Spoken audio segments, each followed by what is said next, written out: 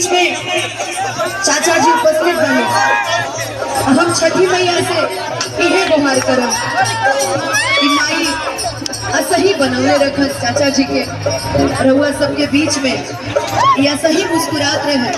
रहुआ सब है 30 तारीख के जाके चाचा जी के वोट दी, जिताई, हमने के दोबारा बुलाई, हमने के सब आई नहीं रहुआ सबके बीच में।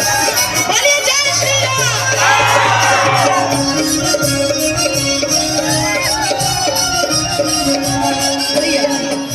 कि हम हिंदू हैं बब्बर शेर इज्जत पे आ जाएंगे तो कर दे ढेर। क्योंकि हम सनातनी हैं और हमें पता है कि राम का नाम क्या होता है। एक बार बोल दीजिए जय श्री राम। कितने झंडे लगे हैं ना केसरिया रंग के, बड़े सुंदर लग रहे हैं कि राम नाम